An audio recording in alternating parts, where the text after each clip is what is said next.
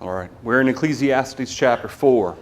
Last week we noticed how Solomon made the case regarding those who are skilled workers. We see the fact that the fool folds his hand and consumes his own flesh because he's envious of those around him. And instead of actually going to work and actually learning skills to actually be able to earn the same rewards as the one for whom he's envying and is jealous, he rather just sits and watch and envies. And instead, he doesn't have the means to be able to take care of himself.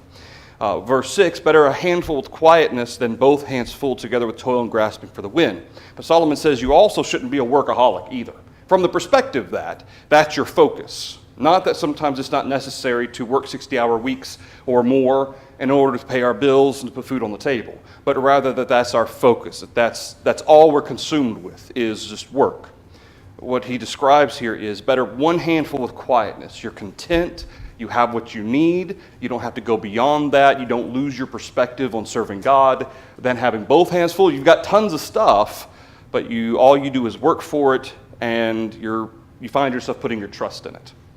Verse 7, then I returned and saw vanity under the sun. So once again, notice how chapter 4, verse 1, I returned and considered all the oppression. Remember we talked before that when he refers to this, I returned, it's this coming back to kind of now I'm going to look at another aspect of life as a human being and the mortal aspect of that life. And that's why it's basically his way of saying, all right, now reset, I'm going to consider something else now. So when he says, I returned, I saw vanity under the sun, there is one alone without companion. No specific one that he's referring to. Just here's a single person by themselves. Without companion, he has neither son nor brother, yet there is no end to all of his labors, nor is his eye satisfied with riches. So he's taking into account, and it's not that it's not completely unrelated to what he said earlier, but it's from the perspective that here's this fellow all by himself. He doesn't have, and certainly a spouse certainly would be part of that too, but not just limited to that. He doesn't have anybody in his life. He's just all by himself. And yet he continues to work and work and work and work, but he doesn't get satisfied with working. He keeps working and keeps working. And notice this latter half of verse 8, but he never asks, for whom do I toil and deprive myself of good? This also is vanity and a grave misfortune. Which is to say, why are you doing all that? Okay, you're all by yourself. You don't have anybody to support. It's not like you have to work to support a family or to support your friends or whatnot. You're all by yourself and you're not satisfied with just what you need. And so as a result, all of his focus, his eye is not satisfied with riches. He's greedy. But he has no one to spend it on. He has no one to take care of, but he keeps trying to accumulate and accumulate and accumulate. But he never asks, for whom do I toil and deprive myself of good? There's a suggestion here that in addition to the fact that he's greedy and he's working for all these funds, he's also very stingy. He doesn't want to spend it. He doesn't want to do anything with it. He just works and works and accumulates, and he doesn't have anyone to labor for. He doesn't have anybody to spend this money on, and he's depriving himself of good in order to help others, but he refuses to part with it. And this is part of what Solomon observes. This also is vanity and a grave misfortune. So he refers to the one all by themselves there in verse 8. So in verse 9, he's going to describe the good of having people in your life. And this isn't just going to be a spouse. This could be anybody. A brother, a parent, a child, a best friend, that type of situation where he describes it's always good to have someone close to you that you care about so that you can remind yourself that you should put other people's needs ahead of your own is really the idea. Because one who's all by themselves, all they think about is themselves most of the time. Or that's what the temptation is. They just think about themselves. They don't think about taking care of others. They don't think about putting others' needs ahead of their own. And this is why Solomon refers to verse 9, two are better than one, because they have a good reward for their labor. For if they fall, one will lift up his companion. Not that two being better than one, the idea of falling and lifting up his companion, you've got a support structure. That's what he brings out at the end of or at the beginning of verse 10. But at the end of verse 9, he says they have a good reward for their labor. It's the idea that because you have somebody close to you in your life, and you have a purpose for which you want to spend these funds. You work and you work and you work. You're not just working for yourself. You're wanting to help your friend. Well, as a result, that's what the good reward for their labor. The reward isn't just that we have a support structure. The reward is to have somebody else in our lives that matter. That I'm not just thinking about myself all the time. Then the added benefit, verse 10, if they fall, one will lift up his companion, but woe to him who is alone when he falls, for he has no one to help him up.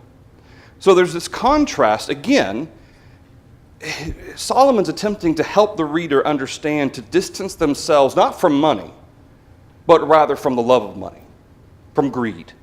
That's what he's trying to get the reader to understand, is that even if you're working and you're making money, you have resources, to remind yourself that the world doesn't revolve around you and that only your thoughts matter and your emotions matter. It's good to have somebody that you care about. So when he says in verse 10, but woe to him who is alone when he falls, he has no one to help him up. He has no support structure. And he really doesn't know what he's working for. He's not satisfied with what he has, and no matter how much he accumulates, he's still not satisfied, but he doesn't really know why he's working. He doesn't really have an end goal. And there's no real purpose to it, as opposed to having somebody important in your life. Anything through verse 10 so far? It's all a choice. It is a choice. Whether you want to be alone or you don't want to be alone, it's a choice. Sure. Well, and if we really want people in our lives, can we have people in our lives? Okay, sometimes physical family, for this reason or that reason, they're not in our lives. But can we always have somebody that we can be close to? Especially among brethren, first of all. Okay, that is a decision that we make. And as a result of that, it's important to realize, and it helps to keep our perspective. You know, that relationships in this world, having friendships, the remembrance that I'm not the only thing important going on, all of that, being surrounded by people helps remind us of that there's more to this world than just me and what I want and what I need. Anything else through verse 10 so far? Verse 11. Again, if two lie down together, they will keep warm. But how can one be warm alone? Verse 11, there are those of the world that take verse 11 and put some kind of a sexual context to it. And that is not at all what Solomon has under his consideration. Keep in mind, especially at the time that this was written, when people would journey down the road, I mean, it's not like they had a Best Western or something on the side of the road to stop at. Sometimes if you were journeying, you just had to stop out in the field somewhere and sleep. And the danger, especially at certain times of the year, it was so cold that if you're there by yourself, you're just shivering. And you're just cold all by yourself. And the idea is they will keep warm. They take care of each other. They look after each other. There's no anything other than the recognition that I can help you and you can help me. Verse 12, though one may be overpowered by another, two can withstand him, and a threefold cord is not quickly broken. Is there safety in numbers? Yeah. Some commentaries and even some preachers have likened verse 12 to that one being overpowered by another. They've made the application, not that they're saying Solomon is saying this, but the application to the devil. And how it's hard for us to fight against temptation all by ourselves. But when we have brethren that we can be close to, that we can call on to help us, to pray with us, whatever, that can be something that can help us to overcome that type of a situation. And I think that's a good application to make. But the ultimate main principle is that there's safety in numbers. is that when you have other people with you, you can't just be mugged on a sidewalk or in a dark alley all by yourself. Usually if there's 2 or 3 people, the person's going to move on to someone else who's easier pickings. I thought this was interesting because there's really 4 main thoughts from verses 9 on through verse 12 that is being brought out about having the benefit of someone in your life to care about. The first one we see, and I'm reading, again, this is Dwayne Garrett, his commentary on all of this. He's expert of Old Testament poetry. He said, the need for someone with whom to share the good things of life prompts a discussion on friendship. Several benefits of friendship are enumerated. First, 2 can work better than 1, and so have a larger profit. Verse 10. Second, they can help each other in time of need. Verse 11. Third, they give emotional comfort to each other. The warmth of lying beside each other does not refer to sexual activity, nor are the 2 necessarily husband and wife. It is an image derived from that of travelers who must lie beside each other to stay warm on cold desert nights. But the usage is here metaphorical for emotional comfort against the coldness of the world.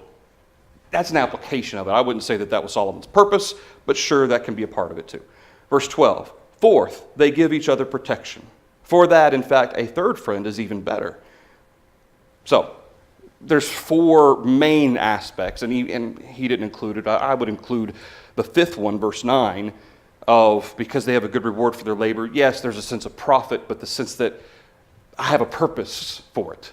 There's something to do with it. I'm not just all by my onesies here making lots of money. There's a reason why I'm gaining this so that I can spend it on someone else or many others. Okay? Anything through verse 12? Mike, Yes, ma'am. I think about that college girl that got in that car. And Yep. she thought if she had had 2 or 3 of her girlfriends with her, Yep. she probably would have been okay. Yep. Being by herself, she was Yep. right. And I've been following that one closely because that happened in Columbia, South Carolina. Yep. My brother's he's a student there at the University of South Carolina. So, She hadn't been by herself. yep. I know. Been different. That's right. Yeah, man, that's a great application of this is to realize that, having someone with you, either emotionally, certainly spiritually, but physically as well, that's what Solomon specifically brings out, that there's safety in numbers. And that applies in all kinds of ways of life. Anything else through verse 12? Included in all of this, what about emotionally? Sometimes we go through difficult times of life, and we're not talking necessarily about spiritual temptation or necessarily something physical, just mental distress, emotional distress, for this reason or for that reason. Sometimes things affect us more than sometimes we realize in the moment, and then it could be years later, and for whatever reason, something prompts a remembrance of something past. And all of a sudden, we're going through depression or discouragement because of just things that we've gone through. Having somebody to talk to, is that always, even though sometimes we don't like to talk to other people about our feelings, our distresses, but is it good to be able to share that with somebody that you can trust? Okay? A lot of times people, they don't like to go to therapists because they're strangers. Okay, I get that. And usually they're not Christians. A lot of them are maybe religious. But when it comes to brethren, is it good to have, hopefully we trust all of our brethren, but is it good to have certain individuals we can go to and talk to them? And maybe they're individuals that you know that they have been through something similar in the past. Okay, that emotional assistance, that camaraderie, to know that you're not alone, to know that somebody knows they've been there, they've gone through that, or maybe they're currently going through that, to be able to help each other through something. And that certainly carries with it an application here from what Solomon says. Anything else through verse 12? All right. Verse 13. Verses 13 on through verse 16, the way it's translated can be a little bit confusing. So I want to try to work us through this because I thought a lot about verses 13 through 16 to try to understand the point that Solomon's making. Verse 13 is easy. There's a direct part of what Solomon's acknowledging here. Better a poor and wise youth than an old and foolish king who will be admonished no more. So what's being exalted here? wisdom. Does age equal wisdom? Not necessarily. You like to think so, right? We like to think that age equals wisdom, but that's not necessarily true. And so that's why Solomon says, better, you could be poor, you may not have much, but if you're wise, and of course this fits perfectly with Proverbs and how much Solomon exalts wisdom, even in the absence of all other material goods, wisdom is the most precious thing you can have. And this is being reconfirmed, re-emphasized here in verse 13 of Ecclesiastes. Then an old and foolish king. You're a king, you've got wealth, you've got power, but does all that do any good for you if you won't listen to anyone anymore? You won't listen to your counselors, your advisors. You think you're the only one who knows anything about anything. You consider yourself the wisest of them all, when in fact you're not. Okay?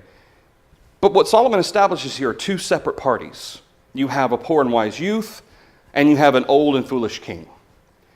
These are the two individuals that he's going to have under consideration in verses 14, 15, and 16. For he comes out of prison to be king, although he was born poor in his kingdom. Verse 14, the way, and again, from Garrett's commentary, he's an expert in the Hebrew. So let me tell you what he says about this. Against many interpreters, this verse does not refer to the poor youth of verse 13. It should be translated, although he arose from prison to become king, in spite of having been poor in his kingdom. The subject is the old king. Once young and powerless, he nevertheless was astute and able to seize opportunity. Now, however, he is cut off from political reality. And I think that's really interesting because what's being described, and keep in mind the verses are put in by man here. So verse 13, better a poor and wise youth than, let's talk about this old and foolish king first. The old and foolish king, he won't be admonished anymore. He didn't always used to be old and foolish. He came out of prison to be king. From the perspective of being poor, perhaps literally in prison, there was some sort of wisdom, there was some sort of political nuances that he was able to understand. He was wise in his dealings and eventually became king over his kingdom. But all of that success went to his head, and he no longer listens to anybody. That's the concept that's being described in verse 14, that this king, who once may have been wise, despite what we typically think of as with more age comes wisdom, in some cases it's the opposite. That with more age and success, wisdom can be lost because perspective is lost. Verse 15, I saw all the living who walk under the sun. Keep in mind, this is all the physical world. He's still under consideration. They were with the second youth who stands in his place. There was no end of all the people over whom he was made king. So, verse 15, again, the Hebrew here, the way it's worded is interesting. Verse 15 should be translated, I saw that all the living, those who walked about under the sun, were with the latter youth who would arise after him. So here's where verse 13, this poor and wise youth, comes back into play. Here's the individual who comes and he's going to take the spot of the old and foolish king, who himself once was poor and wise, and he took over the spot from someone who was king. And it's just this constant cycle. And it is to that to which he says in verse 15, the living who walk under the sun, they follow along with the young and wise king. The old foolish king gets deposed, or killed, or whatever. Verse 16, there was no end of all the people over whom he was made king. Look how wonderful he is. Yet those who will come afterward will not rejoice in him. Just like, did anyone rejoice in the old and foolish king? No. What Solomon is describing is a cycle. Over and over again, the cycle comes. Now, obviously, and this is one of those texts that the detractors from the authorship of Solomon go to say, well, Solomon was not poor when he came to be king. And he's describing someone who was poor when he was made king. Solomon's using this as an example. He's not using a literal situation that took place for him or for necessarily anybody else. He's using this to describe just how vain the idea of pursuing power, pursuing wealth, just how vain it is, in that not only is it useless, but what can it result in? What can I lose? Depends on God. Huh? You lose your dependence on God. Yeah. You depend only on yourself. And you lose that wisdom of perspective. You lose that wisdom of perspective. So when Solomon describes this, he describes it very much like he did earlier in chapter 1 and chapter 2 about generation comes and generation goes, and the generation that comes, do they remember what's happened in the past? They don't remember. The things that have been have already been. The things that will be, they are. These are all things that have already taken place. And these are all cycles that continue. And I think it's a great message that does the loss of wisdom only apply to poor or rich? Can it apply to the powerful? Can it apply even to kings? Does this mean that people who are in great authority, that they are always right in the decisions that they make? Now we know that's not true, right? That's not true.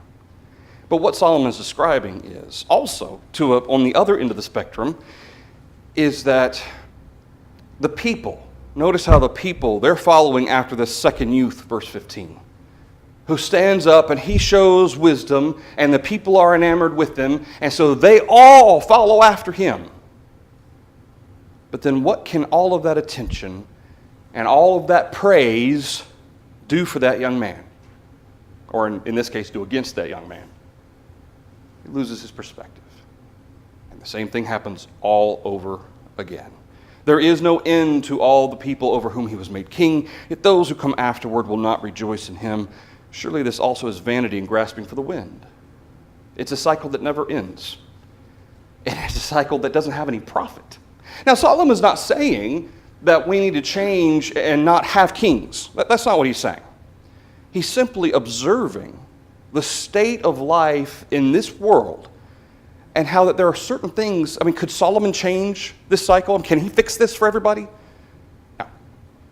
No. There are certain things that are simply just vain and grasping after the wind in this world. And there's not a single thing you or I can do to fix it or change it or make it worthwhile or profitable. It simply is, which goes back to reinforce the fact that really then what should be our focus? Should it be on obtaining authority or power or riches? What should it be on? Focusing on God, having the proper perspective, and then bring in the having a companion. While I'm here on this earth and I'm focusing on God, what else should I be thinking about? Me? Others. It's interesting because how does this line up with what Jesus says the two greatest commandments are? What's the first one? Love the Lord your God with all your heart, all your soul, and all your might. And the second is like unto it. Love your neighbor as yourself. Really, even though Solomon doesn't even talk about those two concepts, they're kind of implied in the points that he's making about wisdom and about perspective. All right, any thoughts through the end of chapter 4 here? Chapter 5. So chapter 5, it reads a little bit like Proverbs in the fact that a lot of this is advice. Okay, so he's gone from the first 4 chapters, and he's going to come back to it again too. But these first 4 chapters, this is what I've observed. These are some of the lessons. Some of them are crazy. They're vanity. They make no sense. But it still happens. And then others are his perspective from over the sun. From the wisdom of heaven type of perspective. Because this is the case, don't put your focus on it. Now, here in chapter 5, there's going to be, it's similar in my mind to kind of like Romans chapter 12. In that here's a list of things of advice, of application of wisdom that Solomon is imparting to the reader. So verse 1, walk prudently when you go to the house of God.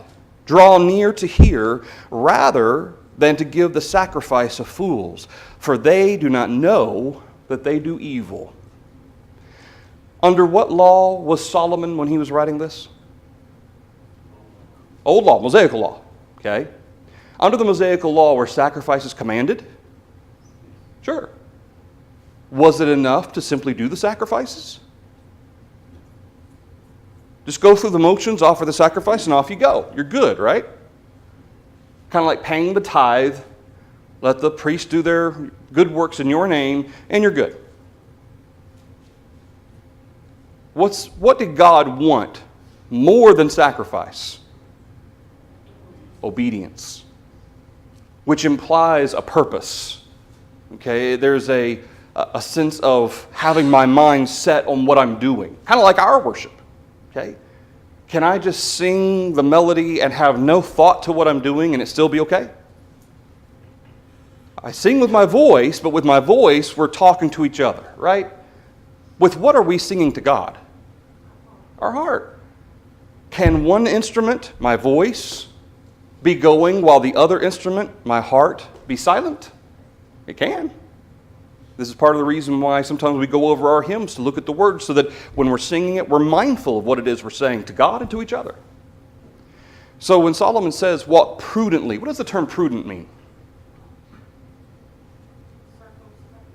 Circumspectly, wisely, having the right perspective.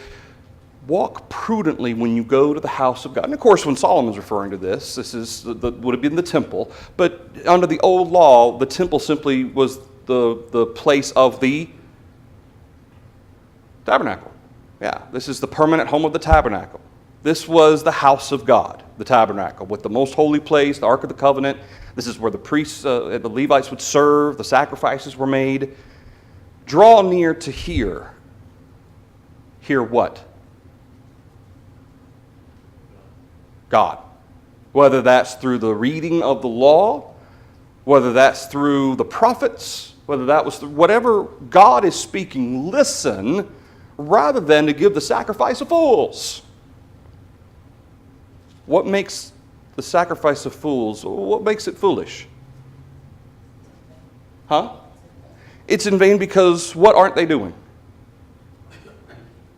They're not thinking about it. They're not listening. That's the opposite of draw near to hear, rather than to be like these who just simply go through the motions. They're not there to hear. They're not there to understand. They're not there to appreciate. They just go through the motions. They give the sacrifice of fools. They don't listen to what God wants.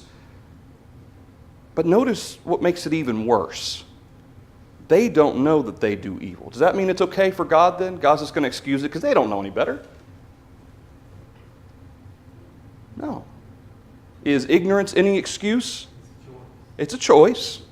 It's a choice. Did Paul consider himself innocent because he persecuted the church of God? What did he call himself? Chief of sinners. Chief of sinners. Not that he didn't receive forgiveness for it, he did.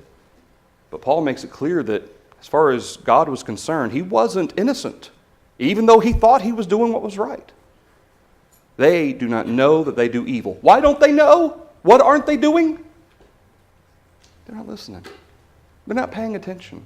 And what ends up happening is they do what they want to do. And they pass it off as sacrifice to God. Anything through verse 1 so far? You know, I think just based on conversations on occasion, people think that God is going to overlook so much because we're not willing to put forth the effort to find out what He commands, what He expects, and what He will accept. Yeah. And, you know, I think the verse that was chapter, was that 3? You know, He put eternity in our heart. Yeah. But, you know, it's our responsibility, the eternity in our heart is so that we will seek to find, you know, that purpose, that our reason for being and all that, you know, which is going to take diligence on our part to, you know, seek the Scripture so that our heart is engaged in what we're doing. Right, right. And, you know, and not only, you know, people of the world even, or a religious world who maybe don't seek out to know what it is that God says, but can it happen also sometimes where even Christians, they know what God says, but they're not willing to put forth the effort to actually make the changes. But since I'm a Christian, God's going to overlook it. Even though I'm not really working to make myself better, I'm not really working to change anything in my life, I still have certain areas that are just for me. And I'm not really willing to make any changes to stop doing that I know is wrong, or to start doing that I know is right. Or to grow. Or to grow.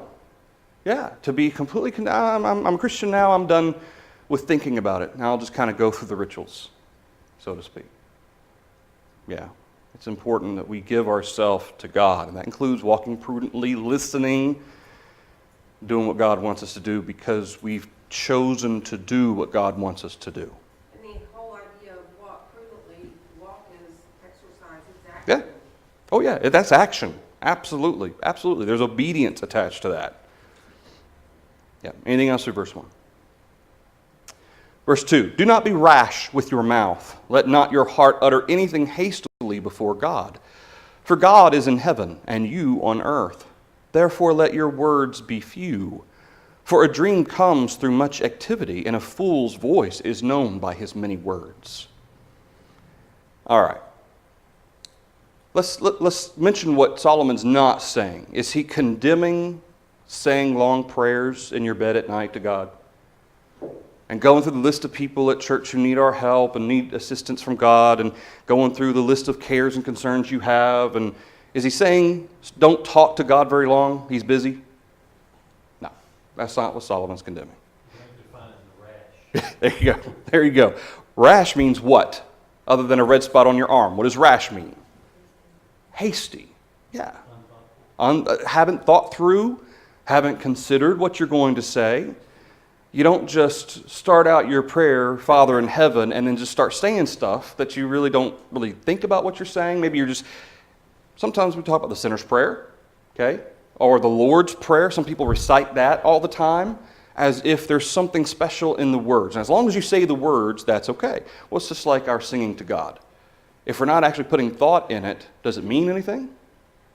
When we gather around the Lord's Supper table, and this applies to our fellows leading the prayers, as well as those of us sitting in the pews, I know it's the same prayer. I mean, it's pretty much the same prayer every time because we're talking about the bread and the fruit of the vine every time.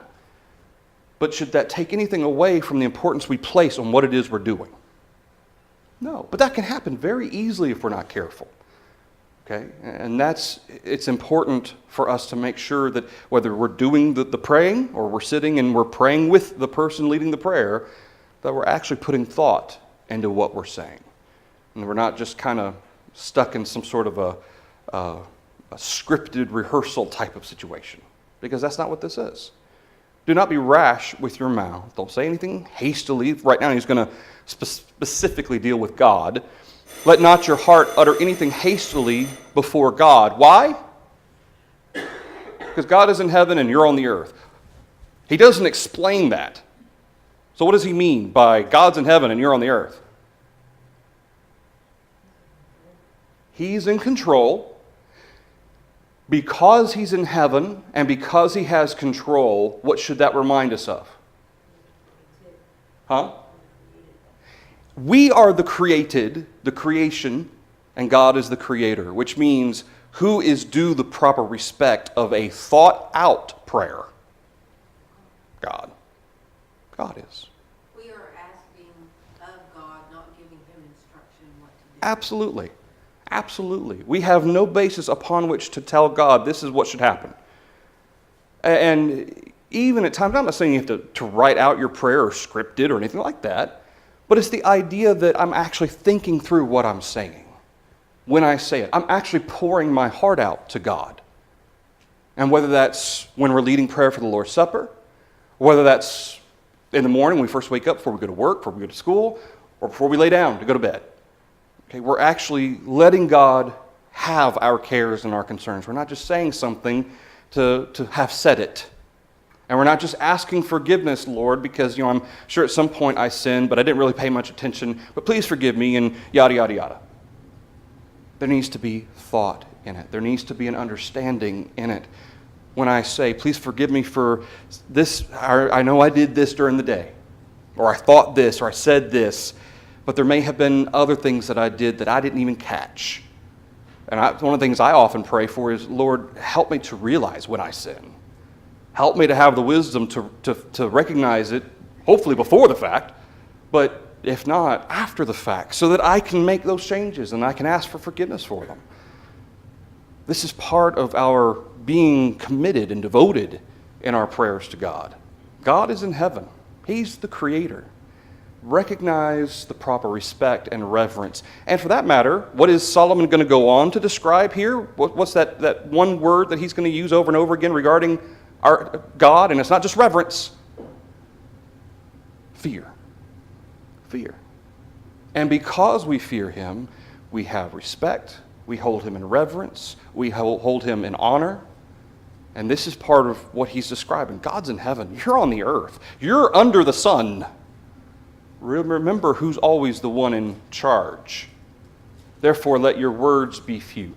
And he's not saying only say, a 10-second prayer. That's not what he's saying. He's saying don't just start saying words that have no thought. And so all that ends up coming out is just words.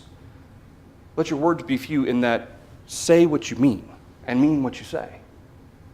That's what he means there. Anything through verse 2 so far? Yes, sir. It's a similar passage in Matthew 6. The heathen think they'll be heard, but there are much more than vain repetitions. Vain repetitions, that's right. Yeah. And they think that for some reason, because they talk a lot, that somehow makes them holy or righteous. And again, this is not a condemnation of long prayers. This is a recognition, though, that what we say needs to mean something. And He knows the thoughts and intents. Yeah. Yeah. God knows if we're meaning it and if we're not meaning it. Yes, sir. Again, this go hand in hand with verse 1. We should put more effort, more time into hearing, listening to God than I really know how it is, so I'm going to extol Right. whatever says. Yeah. Yeah, that's right. Just talk about the prayers of the publicans. Yes.